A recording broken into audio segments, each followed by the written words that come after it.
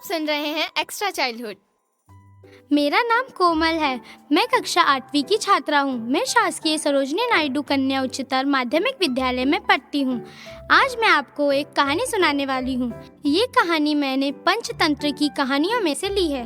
कहानी का नाम है कौवा और बंदर। एक बार की बात है, जंगल में एक घने पेड़ पर बनाए घोंसले में कौवे का एक जोड़ा अपने बच्चों के साथ चैन से रहता था। उनका घोंसला बहुत सुंदर व मजबूत था। वह पेड़ की मजबूत शाखा पर बना था। इसी पेड़ पर एक मोटा बंदर भी रहता था।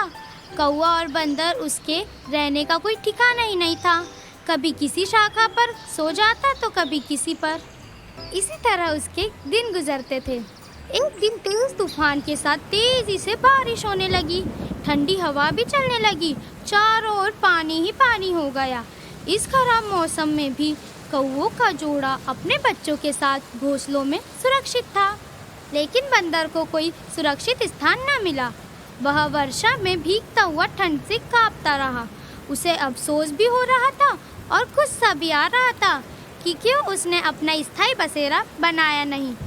कम से कम मौसम की मार तो न झेलनी पड़ती। कौवे ने जब उसकी ऐसी दयनीय हालत देखी तो बोला, तुम इतने मोटे ताजे होते हुए भी अपने रहने का ठिकाना क्यों नहीं बनाते? हमें देखो, हमारे पास मौसम की मार से बचने के लिए यह घोंसला है, और एक तुम हो, इतने हट्टे कट्टे होते हुए भी कोई स्थायी बसेरा नहीं बना पाए हो। तुम एक डाल से दूसरी डाल पर डेरा डालते रहने की बजाय अपना घर क्यों नहीं बना लेते? ईश्वर ने तुम्हें 2 हाथ दिए हैं, उनका उपयोग क्यों नहीं करते? मौसम की मार झेल रहा बंदर वैसे ही क्रोध से भरा हुआ था। कौवे की यह बात सुनकर बंदर का पारा गर्म हो गया। वह गुस्से से बोला, तू मूर्ख काला कौवा, तेरी हिम्मत कैसे हुई मुझे सलाह देने की? मैं क्या करूं और क्या नहीं? लगता है तुम तमीज भूल गए हो।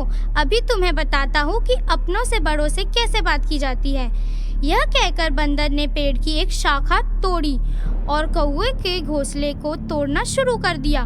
थोड़ी ही देर में घोंसले के तिनके बिखर गए। कौवे के बच्चे नीचे गिरकर मर गए, लेकिन कौवे का जोड़ा किसी तरह जान बचाकर उड़ गया। अब उन्हें अपने बच्चों की मौत के साथ बंदर को सलाह देने का भी दुख था। इसके अलावा वे और भी क्या कर सकते थे? उस जड्डू को सीख देने का परिणाम तो भोगना ही था। इस कहानी से हमें ये सीख मिलती है कि किसी के व्यक्तिगत मामलों में दखल नहीं देना चाहिए। धन्यवाद।